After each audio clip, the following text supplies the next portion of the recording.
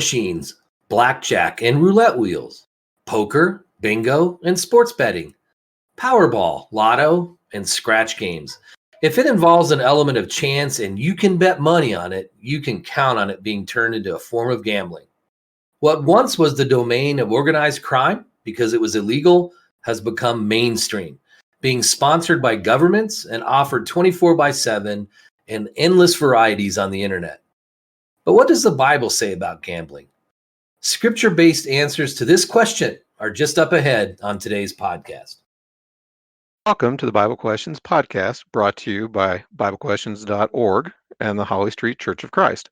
This podcast is dedicated to answering your Bible questions from the Bible. My name is Jeff, and along with Brian, we are the hosts of this program. Welcome to the Bible Questions podcast. My name is Brian, one of your co-hosts, and along with me, as usual, is Jeff. Jeff, good morning. Good morning, Brian. How you doing today? Great. So, Jeff, today we're going to be talking about a subject that most would probably say, well, gambling's bad, you shouldn't do it, right? And but yet, as we kind of alluded to in the teaser, as the world does with many things, they found so many creative ways to get people to part with their money, right? So, Exactly. very important subject. Well, and as you said, it's so many different forms and the ease of access. I mean, it used to be that you had to go somewhere, like you had to go to Las Vegas, for instance, or you had to organize an illegal, poker game, for money. But now a couple clicks on your computer, and I can be playing slot machines, I can be playing online poker, I can be betting on the horses, I can be, whatever, you name it, and it's a click away. And as a result, it's something that's serious, right? That we should look at. And I think where some of the questions might come in for Christians, like we kind of alluded to early on, most would say, well, gambling's wrong, it's pretty straightforward. But yet, when it comes to playing the lottery, or when it comes to people justifying the money they spend on gambling, to say, well, that's just money I set aside for entertainment anyway. So, these are some of the questions that we want to consider today. We just want to look at, what does the Bible say about gambling? Because at the end of the day, really all that matters is what God thinks, right? And so I think, Right. We would all agree that the devil can package sin to look so attractive, right? We know this. And, Jesus even said the devil presents himself as an angel of light. And in fact, in episode 37, Jeff, we did a pretty comprehensive episode on the devil. And so just want to encourage our listeners, if you haven't listened to that podcast, do so, because we just really share with you what the Bible says specifically about the devil and how he does do things like, packaging sin to make it look attractive.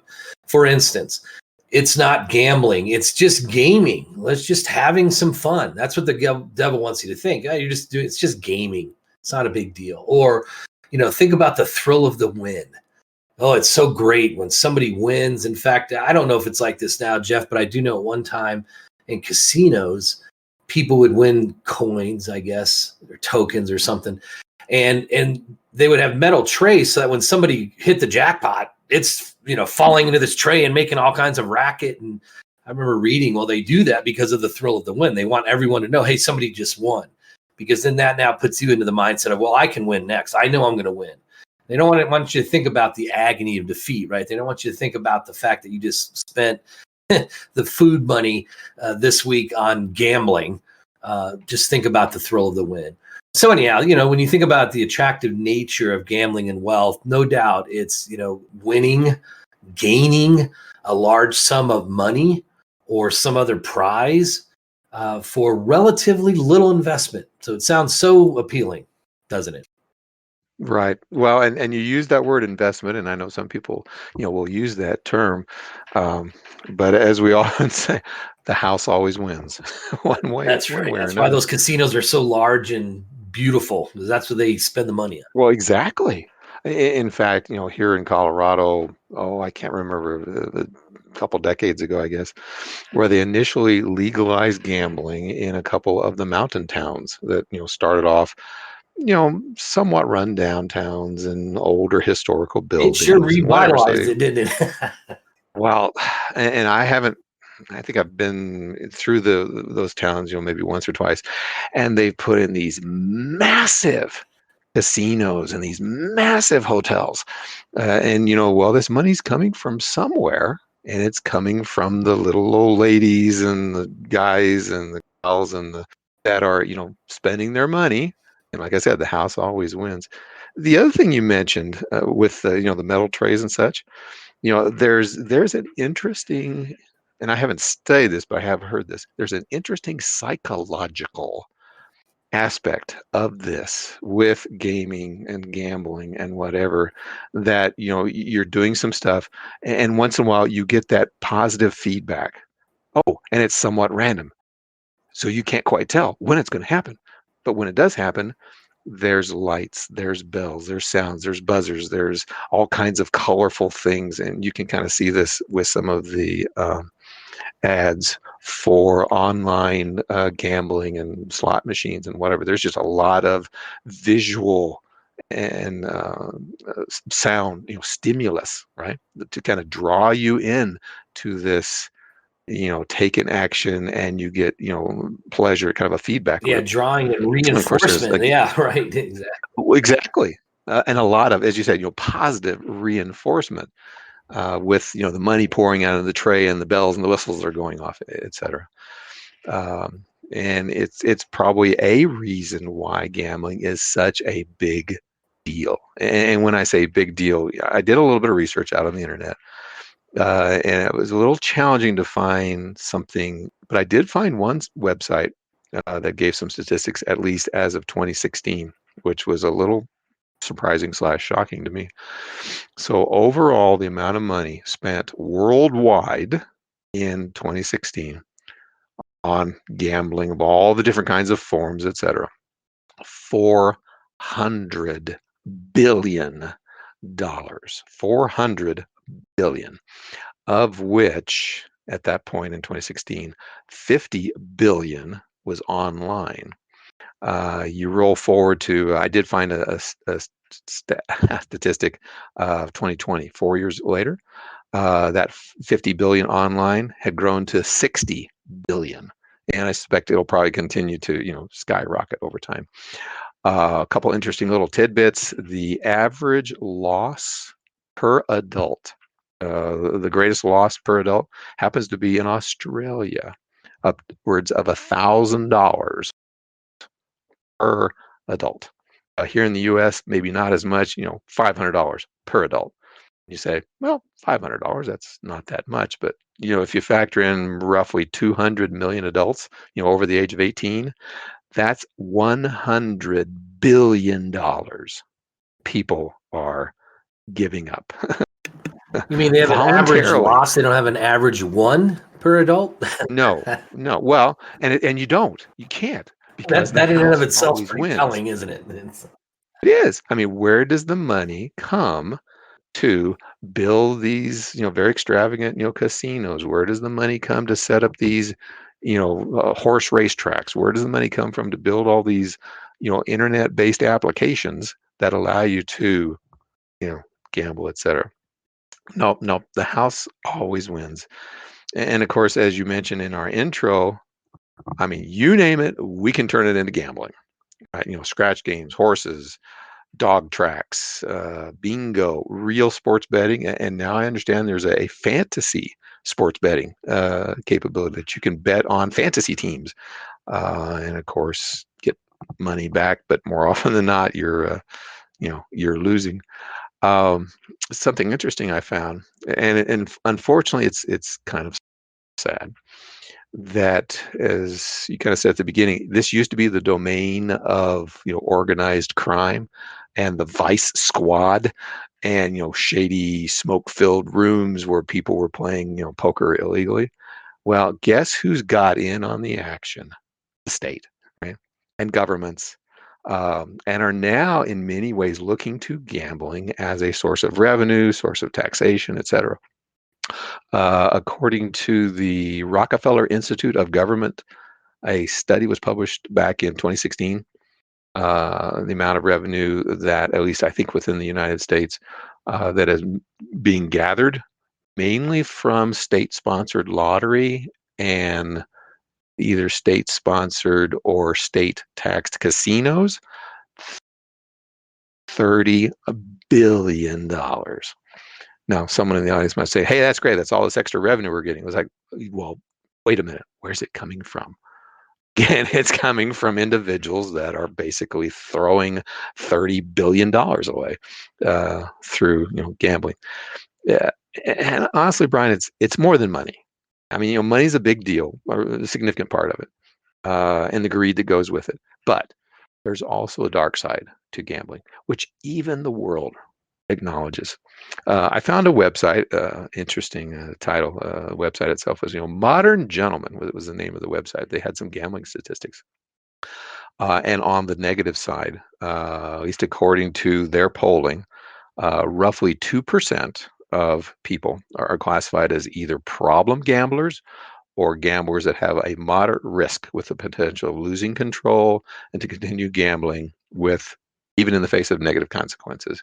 And I think you mentioned it earlier, gambling away the household spending money, gambling away, the budget that we have for food, for the next whatever, person gets his paycheck and instead of spending it on rent and other things, they go and gamble it.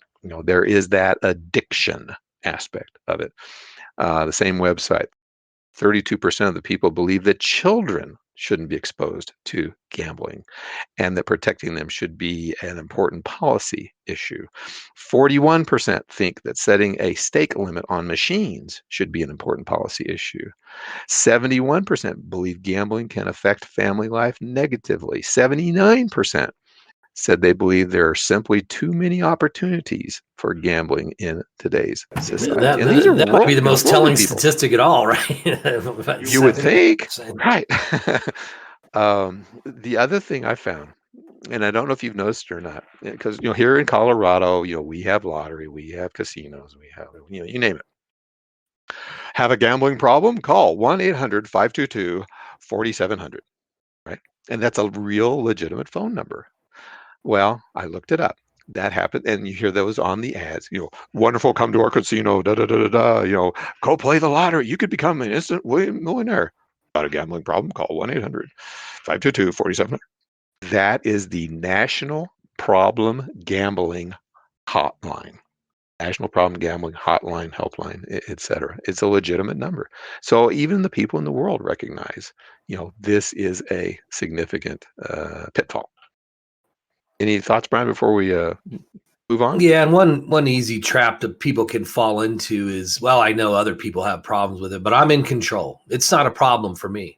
Or if you don't have some of these more serious issues, like you're talking about, like spending the entire paycheck on gambling, well, then it's not a problem. I'm only spending a few dollars, right? So anyways, we'll get more into that, but really easy to justify if we're not careful. So Exactly. Now, I think now might be a good point with our listeners to sort of pause because we've been citing all kinds of examples, but we haven't really defined it, gambling. And here's where we're in kind of an interesting situation because, to my knowledge, with translations, I'm not aware of a scripture that uses the term "quote unquote" gambling. So we have to kind of we can't refer back to a Greek word or we can't refer back to a Bible definition. So we have to refer to a modern definition. I've got two here. The first one is Merriam-Webster, the dictionary. Quote, the practice or activity of betting, the practice of risking money or other stakes in a game or bet. Okay. Second definition comes from Wikipedia. Gambling, also known as betting, is the wagering of money or something of value, referred to as the stakes, on an event with uncertain outcome with the primary intent of winning money or material goods. Gambling thus requires, and I like this, and this is a quote, gambling thus requires three elements to be present. Number one, a consideration or the amount wagered. Number two, risk or chance. And number three, prize. So now we have, kind of, gambling, at least according to Wikipedia, defined as, again, some kind of wagering, some kind of betting, where I've got some kind of money I'm putting up, some kind of risk, and again, some kind of chance for winning a prize. Now, with that definition from Wikipedia, public definition, would it include, for instance, charity raffles, or other quote unquote good causes where the proceeds go? Well, according to Wikipedia, does it involve a consideration, an amount wagered, risk, and a prize? Well, Brian, the answer would be yes. But some people might object, saying, "Well, wait a minute, but isn't it for a good cause?" And arguably, it might be for a good cause, but really, do the ends justify the means? And of course, that's a very important thing to consider. Why not just solicit the donations? Why not just solicit the funds for a charity, a good cause? Well, honestly, it's because people know that they can tap into a certain element of greed to get more money from people on the chance that might win a prize or whatever. Brian, I think you got a few thoughts also about gambling under this topic. Yeah, some of the reasons I've heard or rationalizations over the years I've heard about gambling or justifying gambling. One is, isn't gambling just another form of entertainment, like spending money to go to the movies, playing golf, going bowling, paying to attend a sporting event, or spending money on a hobby? Well, based on the definition that you just raised, there's a difference, right? And that is, Right. when we are spending money to purchase a good or service, we're receiving something of value in return, right? So the route, It's an exchange, there right? you go, an exchange, right? We have maybe a right to bowl on an alley for a couple games, or we're entertained by the sporting event we're attending, and so forth. When we gamble, we are risking money, and we're certainly not guaranteed any money in return. In fact, the odds, as you said, the house always wins, right? The odds are against us to win it all. And so if you think about it, you're really not purchasing anything other than a chance to win the money that others have contributed, which, is an important principle we'll talk more about later, this idea of others. And you've alluded to it already some, Jeff. Now, some may try to argue that, hey, they're receiving the thrill of the chance to win a prize or a larger amount in return that they spent. So therefore, they are receiving something tangible in their eyes, right, in return for what they spent. And so in their eyes, it's also no different than going to an exciting movie. Well, no doubt, this thrill of victory that we touched on earlier may be worth gambling some money on in some people's eyes. But as I think we would all agree, there are other spiritual principles we need to consider before we can just claim that it's the same as some other form of entertainment. So that's, of course, why we have to go to the Bible to say, well, does that argument hold up or not? Or, kind of both these arguments. Some will also try to justify the money they spend on gambling by saying something like, well, I'm simply spending money that I would have otherwise spent on bowling, a sporting event, etc. Therefore, I am not spending any more money than I plan to spend. Now, I remember somebody giving me this argument once when I found out they were playing poker for money. It was a Christian. This is years ago. And I confronted him about it in a good way, just asking him, hey, do you really think that's something that Christians should be doing? And this was the rationale that they gave me. Well, my wife and I agreed that I will spend X amount a week on hobbies or entertainment. And so that's all I'm spending. I will not spend any more than that.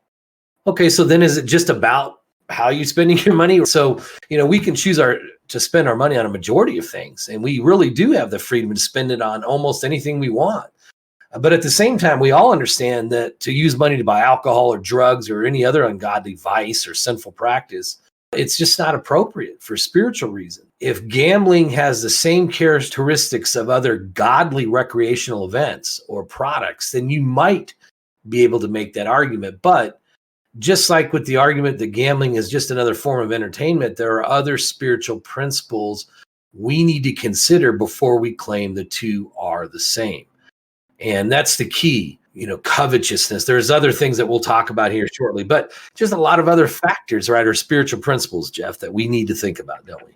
Right. And, I like some of these rationalizations. It's almost along the same lines of, well, everyone's doing it.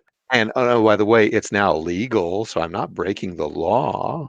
And I'm only, spending some quote unquote discretionary money. And, I can control myself and, I'd never become, addicted to gambling, et cetera, and all these various rationalizations. But as you alluded to, and we'll get into this, a little bit later on, about some of the various biblical principles. I mean, even though the word's not in the Bible, some various biblical principles that would say, well, these rationalizations really don't hold water because you're really violating, again, some of these basic principles.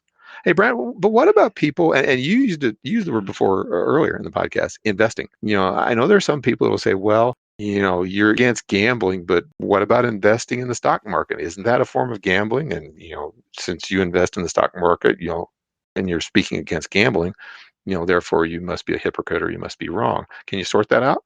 Yeah, I mean, it's a good question. Certainly on the surface, if you look at buying something and it going up in value or may not go up in value, some might attribute that or make it sound similar to gambling. But really, investing in a stock is literally becoming part owner of a company.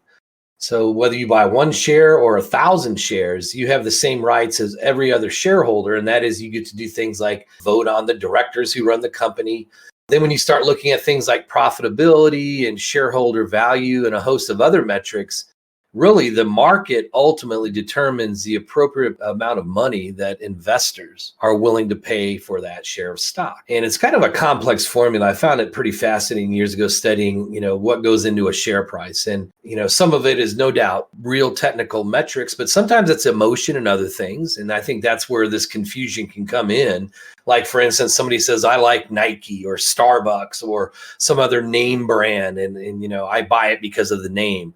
Well, they're not necessarily looking at the metrics as the reason why they buy it. But the key here is that, when you buy a share of stock and, you get that share of stock for the money that you paid for it, you have a tangible asset.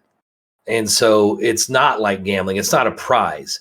You're physically buying a part of that company. Now, wise investors, as we just talked about, look at the performance of the company. They might look at it over a period of time. They might look at things like price earning ratios and, different metrics that will help them to determine if it's a good investment. Other investors that we touched on may trade because they like what the company stands for. They like the products they offer. They like the name Nike or whatever. And it may have nothing to do with metrics.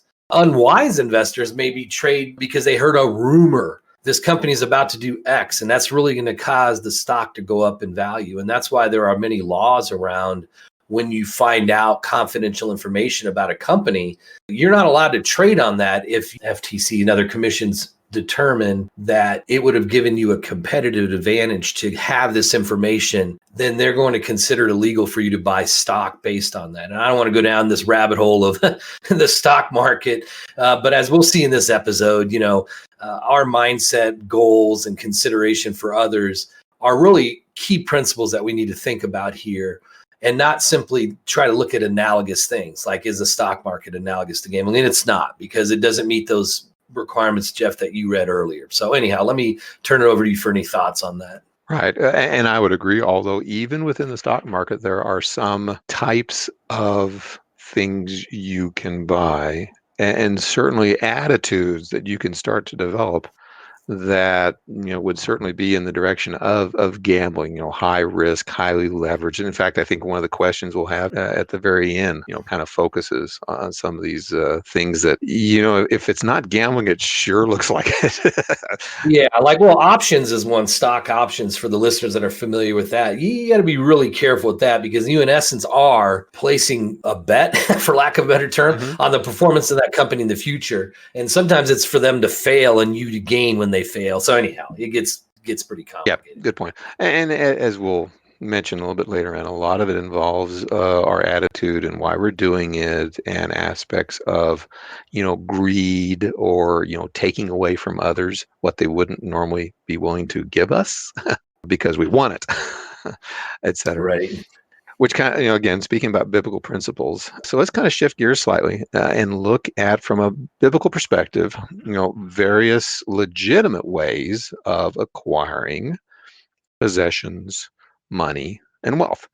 In essence, from my research and reading others, there's basically three legitimate, recognized reasons, or ways of acquiring wealth. First is labor. And we see that very early on, Genesis chapter 3, verses 17 through 19. One of the curses pronounced upon Adam was that he would need to labor and toil and sweat, right? Actually work to gain something. We see that illustrated in a couple different places. One is in Luke chapter 12, beginning roughly verse 16, where it talks about the ground of a certain rich man, brought forth plentifully, right? So he was a farmer, had sowed crop, and the ground produced a whole lot. And again, a legitimate way through labor. Ephesians chapter 4, verse 28 says, "Let him who stole steal no longer, but rather let him labor, working with his hands what is good, that he may have something to give him who has need." So obviously, labor. Number two, exchange. Matthew chapter 25, verse 9 talks about, buying and selling. James, likewise, chapter 4, verse 13 says, "Today or tomorrow we will go into such a city and continue there a year and buy and sell and get gain." Again, within both contexts, this sort of concept of, buying and selling, et cetera, a legitimate form of acquiring, property and possessions, money, wealth, et cetera. And Brian, like you were alluding to with the stock market, that's kind of what, buying and selling of stocks is. It's a portion of the company. Buy when you think the stock is going to go up because of the company's reputation, et cetera. Perhaps later, selling it. Similar with buying and selling real estate or buying and selling a business. Again, exchange. A willing buyer and a willing seller exchanging. Third is acquiring things through love, gifts, charity. And of course, we saw that in Ephesians chapter 4, verse 28, where those who have can give to those who don't. Brian, here's a passage I'd like you to read for our listeners over in 1 Timothy chapter 6, verses 17 through 19, if you would please. Sure. Here it says, "Command those who are rich in this present age not to be haughty, nor to trust in uncertain riches, but in the living God, who gives us richly all things to enjoy. Let them do good, that they may be rich in good works, ready to give, willing to share, storing up for themselves a good foundation for the time to come, that they may lay hold on eternal life." So, in a small nutshell, we have three legitimate ways of making money or increasing one's possessions: through labor, through exchange, and through gifts, if you will. Now, if I contrast that with gambling, well, gambling doesn't really fit. Gambling really falls more under a certain mentality, as you say, of getting something for nothing or a lot for a little. In some ways, gambling is almost like theft by consent. Whether you're playing poker, for money with your friends, or sitting at a blackjack table betting against the house. It's something you're getting something that someone wouldn't normally give you, and it's certainly not labor. It's not an exchange, et cetera. So, from a principles perspective, in terms of legitimate ways, gambling doesn't seem to fit. But more importantly, as we've kind of alluded to as we've been going through the podcast, there are certain scriptural principles regarding wealth and our attitudes about wealth. And we've kind of mentioned this word already: greed, covetousness, if you want the fancy form. A lot of scriptures that'll talk about that. Proverbs chapter 15, verse 27. "He that is greedy of gain troubles his own house." Acts 20, verse 33 talks about coveting silver, gold, or apparel. Jesus himself said, "Take heed and beware of covetousness," or greed, "for one's life does not consist in the abundance of the things he possesses." That's Luke chapter 12, verse 15. And then, of course, he goes on to describe the rich farmer that I mentioned earlier, rich but greedy, and the relative emphasis that he put on acquiring his wealth and taking care of himself, but not being rich toward God. That's verses 16 through 21. Hebrews chapter 13, verses 5 and 6. This sense of greed prevents this sense of contentment. Again, Hebrews 13, "Let your conduct be without covetousness." There's our word. "But be content with such things as you have. For he himself has said, I will never leave you nor forsake you. So we may boldly say, though the Lord is my helper, I will not fear what can man do to me." And Brian, if you would, why don't you go ahead and read for our listeners 1 Timothy chapter 6, verses 6 through 10, which occurs just before the previous reading you did. Here it says, "Now godliness with contentment is great gain, for we brought nothing into this world, and it is certain we can carry nothing out. And having food and clothing, with these we shall be content. But those who desire to be rich fall into a temptation and a snare, and into many foolish and harmful lusts, which drown men in destruction and perdition. For the love of money is the root or a root of all kinds of evil, for which some have strayed from the faith in their greediness and pierced themselves through with many sorrows. And as I said earlier, the word gambling is not in the scriptures. But if you think of gambling and a lot of the attitudes around gambling and what often happens with gambling, etc., there you go. 1 Timothy chapter 6, verses 6 through 10, especially that phrase, for the love of money, not money itself, but the love of money is a root of all kinds of evil. And we'll talk, I think a little bit later about like at least in some of the environments you find yourself in, with gambling, all kinds of other forms of evil involved as well. Brian, any thoughts about the kinds of acquiring wealth and biblical principles and attitudes we should have? Yeah, the Bible does make it clear different ways that we can acquire wealth. So appreciate you covering all that in detail. And then as you mentioned, contrast, right? Does gambling not only offer us the same way to acquire wealth? No, we know that, right? But the mindset, what is the fruit you see from the attitudes of those who gamble? And, when I look at the mindset of a gambler, they look at casinos as an exciting atmosphere. In addition to gambling, oftentimes there's like drinking. And Jeff, you were touching on earlier, kind of like the psychology around gambling. I remember reading an article one time where it talked about how, for instance, casinos don't have clocks. Right, I've Because heard they that. don't want people to know what time it is. It's always well lit. Often people that drink, I guess if you gamble enough, you drink for free. I don't know. But there's all these, they put a lot into the atmosphere. So you can kind of, in your own mind, get away from it all, lose track of how much you're losing or drinking or whatever. So when you look at just that in and of itself, you can tell, well, that's not a place where a Christian should want to be. But yet to the gambler, it's an exciting atmosphere. In fact, I remember going to some meetings in Las Vegas, which here in America is kind of one of our primary gambling cities. And, these meetings would be held in conference centers of casinos. I mean, it's not just casinos. They have very large conference centers. I just remember, I'll never forget how they make you walk through the casino to get to the meeting rooms. And that's done on purpose. So you go from your hotel room, they force you to go through the casino to the meeting rooms. Otherwise, we would just avoid that area altogether, right? Well, anyhow, I bring this up because speaking of atmosphere, we were talking about the noise and bells and whistles earlier. I remember how that it would get to be you could tell something's going on. What's going on? You'd look over, there's people cheering and yelling and go, go, go. Once again, exciting atmosphere. Somebody's winning. Everybody's happy for them. How could that be a bad thing? Well, consider the company, consider the environment and all of that, right? So as the Bible touches on, we have the lust of the eyes, the lust of the flesh, and the pride of life. Well, with gambling, you see all three of those. And, oftentimes gamblers will justify. We kind of touched on a couple of the reasons or arguments that were made earlier about people only spending so much money and it's just like entertainment and blah, blah, blah, right? So now the mindset of a gambler is to justify the reason it's okay for them to gamble. One of them you touched on, Jeff, and that is, charity, right? It's going for good causes. For instance, the gambling revenues in this state go towards parks.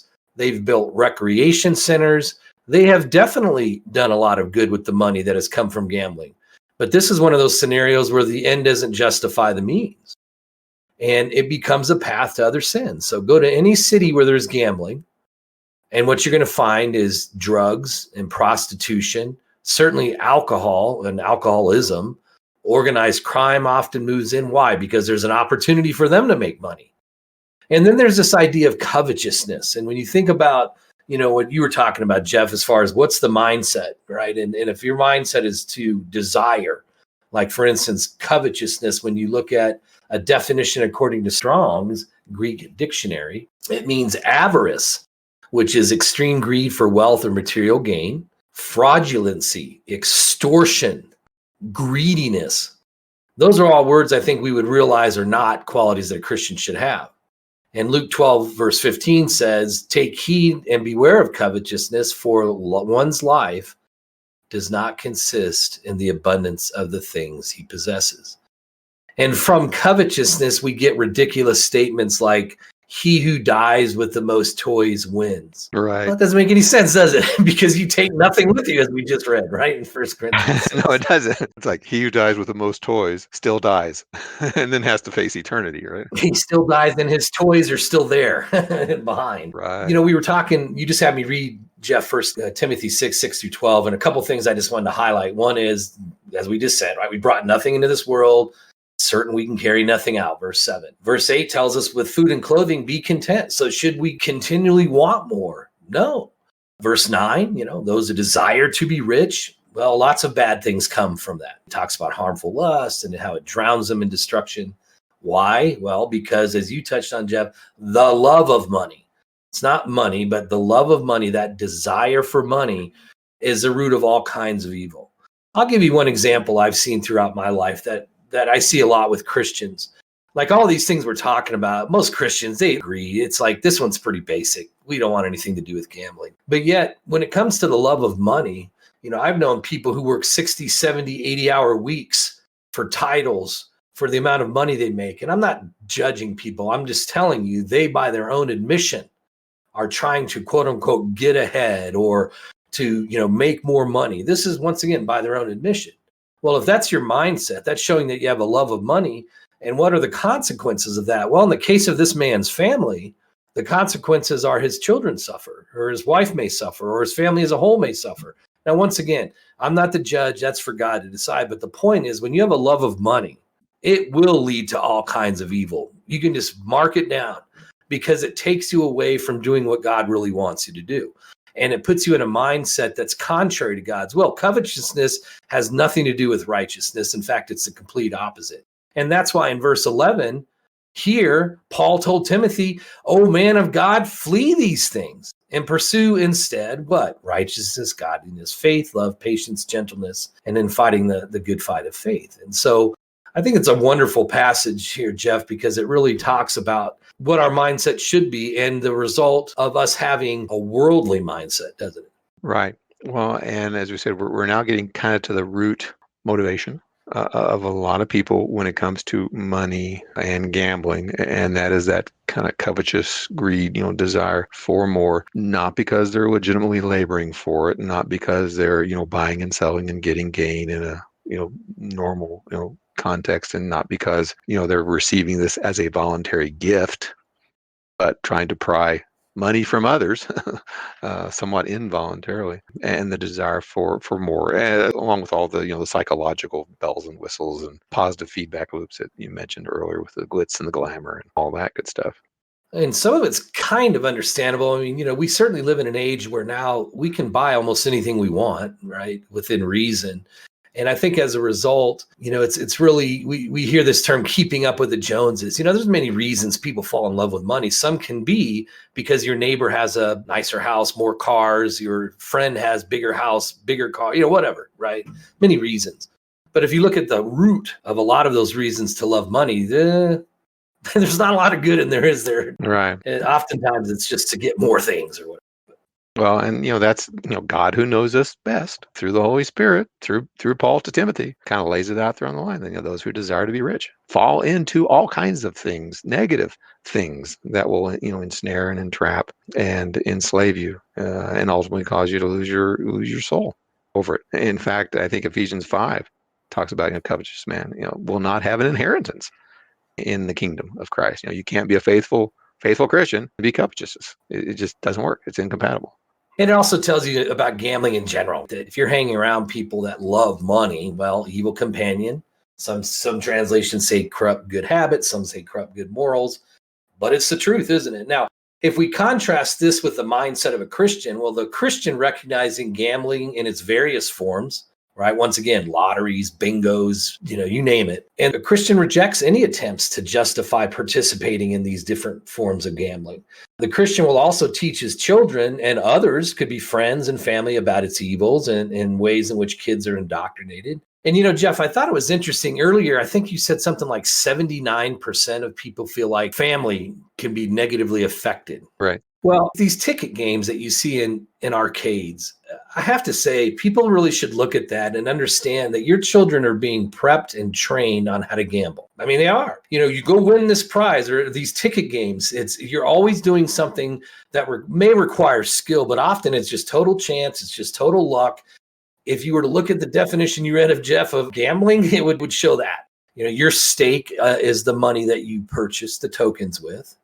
Chance is that chance to win more, and there's certainly risk there. But anyhow, I would just ask people to take a look at that, because in my opinion, really children are being taught how to gamble by using these ticket games. Kind of laying the foundation, so to speak. And I think you raise a good point, because I think most people could easily see, Las Vegas casino, slot machine, blackjack, craps table. I mean, you name it. They'll say, yeah, that is gambling. Okay, fine. Can you see similarities in a, I don't know if I want to use the word softer form of gambling, but yeah, we're just amongst friends, and yeah, we're playing poker, and yeah, we're putting money in the pot, but it's no big deal.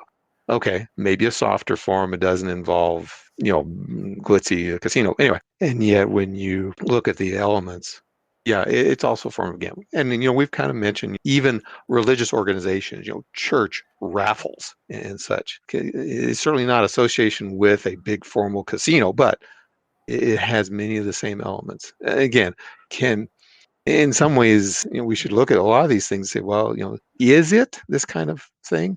Or is it, laying the groundwork that might lead us to those kinds of things, and look at it through, carefully, again, through the lens of the scriptures. Yeah, I always found it interesting too, Jeff, how covetous is called idolatry in the scriptures. And if you think about why is that? Well, you are dedicating and devoting your life to an object, just like people did when they worshiped an idol. And that object in this case is money. Some people worship money. They don't look at it that way, but the amount of focus and the way they structure their lives says they're worshiping that money like an idol. Mm-hmm. Putting it first and foremost. Well, and I appreciate the side comment you made a little earlier about, greed and covetousness, and how that can, express itself not only in gambling, but, spending excessive time, at work. And, some Christians who see nothing wrong with, working on, Sundays, for instance, and forsaking the assembling together. And, their priorities are in earning money, not necessarily in worshiping God, helping fellow Christians, et cetera. So this concept of, covetousness certainly is manifest within the domain of gambling as a symptom, but, in other ways as well. That's right. That's right. And the last little point I'll make here, Jeff, and then we'll get into our Q&A from our listeners, and that is, the Christian will earn money in legitimate ways. So the passage that you read earlier from Ephesians chapter 4:28 is a good passage, right? Because it just talks about let him labor instead of stealing, as it said earlier in the verse. Instead, let all men, right, labor, working with our hands, right? Here it says, with his hands, what is good, that he may have something to give him who has need. And so, yes, we have a right to earn money. There's legitimate ways, as you covered, Jeff, to earn this money. And then what do we do with the money? Would it be better to give and help others, or to risk it for some prize? Just on the surface, we'd all say, well, yeah, we should help others, right? Well, that's what God says as well. So anyhow, think of that contrast between the mindset of a Christian and the mindset of a gambler, if you will. Yep, good points. So as I think you said, we're to our question and answer session, which we like to end most of the podcast with, to kind of give people a sense of the questions that are submitted to the website on a particular subject, gambling today, and the kinds of answers that would typically be given to them. So Brian, I think I get the first one. You do, and it's from Edison, and he asked, what is the scriptural reference to support or refute trading in binary options? Is it another form of gambling? Friends of mine who are Christians are currently engaged in it. I am doing research to find out more about options trading. So I guess number one, Jeff, it's great he asked the question. Number two, he's a guy that's going to go do his homework, right? He's not going to just jump in because his friends are. Yeah, which is good. And honestly, I'd heard of the word options before, but I had not heard of the word binary. Yeah, that's a new one for me as well, the binary part. You're right. So I did a little bit of digging, and it is a stock market transaction where you can make a fixed amount of money if the underlying stock associated with that option reaches a certain target price. So for a certain amount of money you put in up front, if that price, hits your strike price either going up or going down, you get a certain fixed amount in return. In some ways, it sounds similar to what are sometimes called calls and puts, where if you think the stock is going to go up or the stock is going to go down, you can do these kinds of transactions. This, along with some other kinds of transactions you may have heard of, like buying stock on margin or with a loan. Sometimes you may hear of day trading, and again, calls and puts and such. In some ways, as we mentioned earlier, Brian, when you were talking about the stock market, there are sorts of things that are clearly part of, like, buying and selling and getting gain, buying part of a business, part of the company, via stock, etc., which certainly sounds, very legitimate. But there are some of these forms of, and I kind of hesitate to use the word investment, some of these transactions, let's just say, within the stock market, that start getting questionable. And, you were talking about, arcades, and it starts getting questionable and et cetera. For instance, are we viewing as a trader, if you will, in these various instruments? Are we viewing it as a buy, sell, get gain kind of thing? Or are we now drifting into this, again, this love of money, this sense of greed, this sense of get rich quick? And that may be maybe one of the main discriminators, if you will. Some of these stock options or some of these transactions, if you will, at the very least, in my opinion, would be questionable uh, because of the amount of risk involved, or certainly would be wrong if the person doing it has fallen into the trap of covetousness. Binary options in particular, honestly, I'm not exactly certain, but again, if the person is doing it out of a sense of greed, most definitely, it would not be something you'd want to get involved with. And in some ways, as you said, it's not like you're buying part of the company. It's like you're betting. There's that word again, betting. The price is going to go in a certain direction. So I don't know. You may have some opinions on this as well. What do you think? Yeah, I like Edison, like as we said early on, the fact that he was willing to kind of do his homework. And I'm with you. I'd be very uneasy about this kind of trading for two reasons. One is we talked about one of the negative aspects of gambling is that you're taking money from other people. You're getting money at their expense. Well, when you think about options, in other words, you're intelligently assuming, right? You've done your homework, so we're not going to call it gambling here, that a company stock will lose half its value in the next 3 months. And so, you can, as you mentioned, Jeff, get a loan and say, I will buy the stock for this amount when it goes to half the price it is now. And I will gain money on that. And without getting into the reasons why you would gain money, what that does is, once again, if in fact it does lose half of its value, well, the money you're gaining is strictly because of the loss of others. The opposite's true as well. If somebody has bet, for lack of a better term, that a stock's going to lose half its value, but yet it doubles its value. Well, the person that made that gamble, if you will, and it almost seems like gambling at that point, well, it ended up losing a lot of money.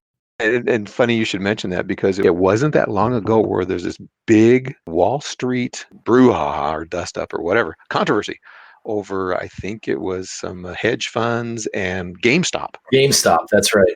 Right. Where, the hedge fund, I mean, GameStop as a company has been kind of going down, and the hedge funds, highly leveraged, whatever predicted is going to continue to go down.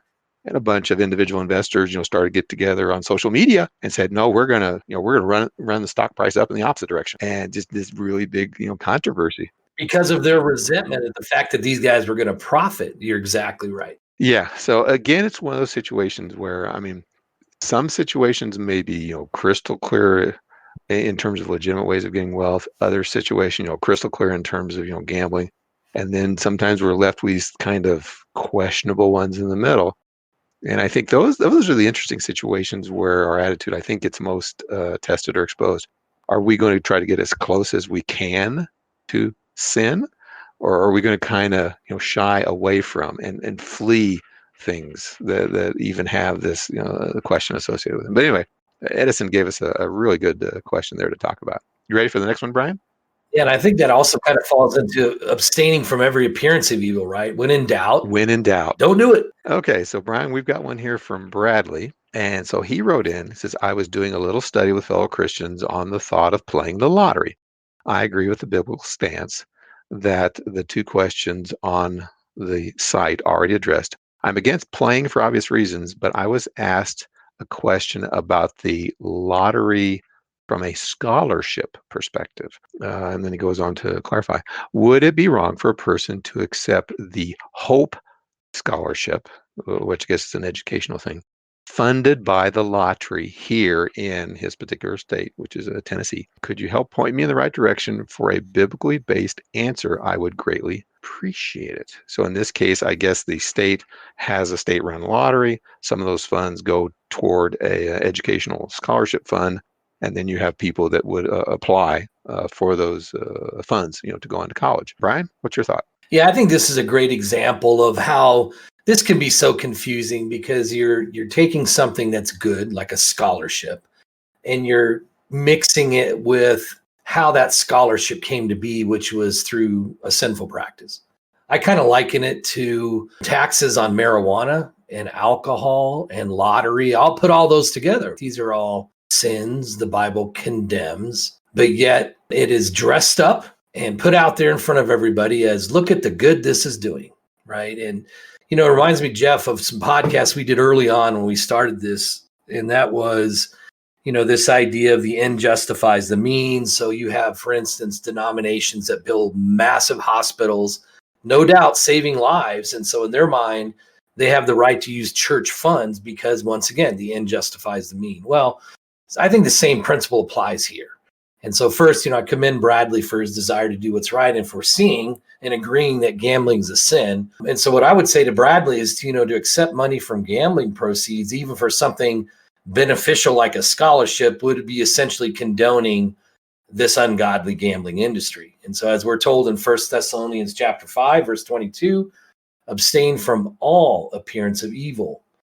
And of course, you mentioned, Jeff, earlier was questionable, right? As far as, should somebody buy a bingo, I guess, is to win a larger prize, right? But Right. some of these, I guess you could play bingo or some other games where in essence, it's a contribution towards a larger cause. And so some of this requires judgment, but I would personally say that if the funds came from any ungodly means, regardless, gambling revenue, marijuana revenue, once again, lottery revenues, I would stay away from it because, once again, the Christians should not have anything to do with an industry that promotes sin. That's just what I think. And to me, this is a clear example of that. So anyhow, my 2 cents on that, Jeff. Right. Well, and I don't know the particulars of this particular hope, quote unquote, hope scholarship, but if it is funded exclusively through lottery gambling proceeds, yeah, I think that's pretty clear in my mind. And yet at the same time, you mentioned a matter of judgment, because I know, like here in Colorado, lottery and casino revenues in some cases are used to help enhance parks and recreation, right? So does that mean I'm going to refuse to go to my local park or play on the swings Yeah. or et cetera? And in that case, it's like, well, no, that's in my mind not as clear a cut an example of going to a source or going to a thing that was exclusively paid for. Now I'm exclusively or explicitly benefiting from the gambling or the marijuana sales, or if we were in Nevada, the prostitution sale, whatever. So again, in some cases, kind of a matter of prudence and judgment, if you will. Yeah, it sure is. So we have another question here from Steven for you, Jeff. And he says, I used to hang out in bars and gamble. I live alone and am quite lonely. So sometimes I get this itch on my payday and I go to the bar and gamble and Satan wins again. And I feel even worse the next day. How do you fight this? I like the question, Jeff, because it really, to me, reflects what all of us go through, maybe not with gambling, where we fight these battles and we have to win these battles. Exactly. And I think likewise in the question, we see now kind of as you mentioned earlier, association between gambling and other areas of concern. Like I think you mentioned earlier, 1 Corinthians chapter 15, verse 33, do not be deceived. Evil company corrupts good habits. So we see in this particular question, often the association of a gambling environment with other things like, bars, drinking, Sometimes casinos will have scantily clad waitresses, right? And as you said, in some cases they're serving you alcohol. In some cases it's free because a lot of people find that attractive. It also helps lower your defense mechanisms where you may stay longer, spend more, spend money you don't have, start putting stuff on your credit card, et cetera, and other kinds of things associated with the environment. Now, admittedly, with internet-based things in the privacy of your home, okay, some of those things are not involved. Still, we have, again, attitudes, et cetera. And I think the other response that we could give, again, whether we're talking about gambling or pornography or anger or any sin, the underlying connection, if you will, between these temptations and the emotions and potential addictions. So, two quick answers. One is, as we look through the scriptures, we see a lot of verses that talk about the need to flee from these kinds of things. Turn around. It's like, do we want to see how close we can get to them, or do we want to turn around and run? Sometimes literally, away from these things. Kind of like Joseph did, right? Yeah, sometimes you have to literally run away. Good example. 1 Corinthians 6:18, fleeing fornication, 1 Corinthians 10:14, fleeing idolatry. And we say, well, modern day, at least here in the United States, yeah, we don't have to worry about idolatry. That's like an India thing with Hinduism and whatever. It's like, well, you made the point earlier. That's more than that. Colossians chapter 3, verse 5. Therefore, put to death your members which are on the earth: fornication, uncleanness, passion, evil desire, and covetousness, which is idolatry. And of course, you made that point earlier, that if you're serving the god of money, or serving the god of greed, or serving the god of gambling, if you will, you're manifesting covetousness, fleeing youthful lusts. 2 Timothy 2:22, 1 Timothy 6:10 through 11, which we've mentioned several times, where we talked about the love of money being the root of all kinds of evil. But if you continue on in that same passage, but thou, O man of God, flee these things and follow after other things. So it's like all temptations, Brian. It's like, okay, I recognize the temptation. I need to turn and quickly walk away from, and I need to turn to or follow after or add to good things, right? So flee the bad, pursue the good. In fact, there's almost a whole chapter, I think, over in Second Peter, first chapter, that talks about this sort of fleeing from and adding to. And some of the, at least within the context of Second Peter there, talks about adding virtue, knowledge, self-control, which sometimes is associated with gambling as well, perseverance, godliness, brotherly kindness, love, etc. Verse 10 is a good one. Therefore, brethren, be even more diligent to make your call and election sure, for if you do these things, you will never stumble. In fact, Brian, there's a massive amount of information tightly packed in that Second Peter passage that I think we did a number of podcasts where we sort of unpacked it. In fact, there were like 9 podcasts, as I recall, that were necessary to cover the amount of material that was so packed in that one chapter. For our listening audience, those would be episodes 40 through 48, adding to your faith a number of things that will help keep you from stumbling, which of course obviously would be applicable with Stephen and the trigger he has, so to speak, from his loneliness and past history of going to bars and gambling and such. Brian, any other thoughts? There's an old saying that says that an idle mind is the devil's workshop. And when I was thinking about Stephen talking about being lonely and he gets this itch and he's bored or whatever, there's many different reasons people can gamble. They're just looking for something to do, or they're looking for a thrill. But of course, the Bible teaches us to look for good works that we can do, right? Fill our lives with those sorts of things, not just being idle, because unfortunately, the devil will take advantage of that. Exactly. So I think, Brian, that takes us to the last question for today's podcast, and it's for you. It comes from Kenneth. Kenneth asks, is it wrong to work in a casino or a gambling house of any kind? Yeah, it's a good question. In fact, I've seen similar questions you probably have too as well, Jeff, talking about, for instance, should I deliver beer, or things like that. So when we talk about working in an industry, it could be gambling or could be just any other type of sin.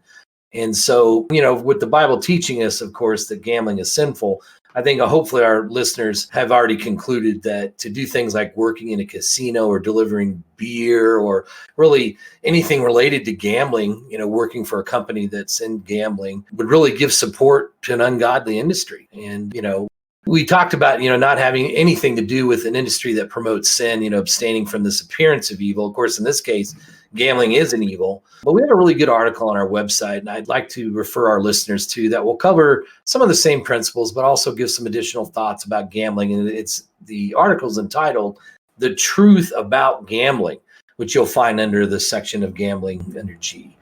So I'd like to just encourage our listeners to read that article, consider the things that we've said today as it relates to gambling.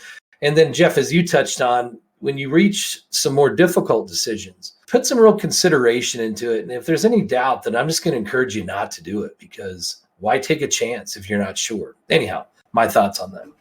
Yeah, good points. And kind of as we wrap up today's podcast, like we always like to do, refer our listeners back to our website at biblequestions.org. Indeed, under the topics menu item, G for gambling, also G for greed, and in a more general sense, and some of the attitudes we should have as faithful Christians, under C for Christian living. And the other thing I might mention under our lessons menu item, under lessons, there's a section called Christian living, and under Christian living, there's a page, if you will, that's dedicated to, quote unquote, adding to your faith, which is a direct reference back to 2 Peter and the importance of, if you will, fleeing or shifting away from sin, sinful environments, sinful activities, etc., and growing and enhancing our walk as a Christian. So these and other resources are always available 24/7 for our listening audience. Just come on in, and you don't have to pay an entry fee. You don't have to worry about the lights and the bells and the whistles, etc. The truth is free, right? The truth is free, and the truth will make you free. So once again, we encourage our listeners to avail themselves of those resources. Thank you for listening to this edition of the Bible Questions podcast. We invite you to visit our website, biblequestions.org, where you can submit a Bible question to be answered. And you can also search archives where we have answered several hundred Bible questions over the years. Our website also has a host of free Bible study material, free correspondence courses, as well as sermons and a host of other material. Please stop by and check it out.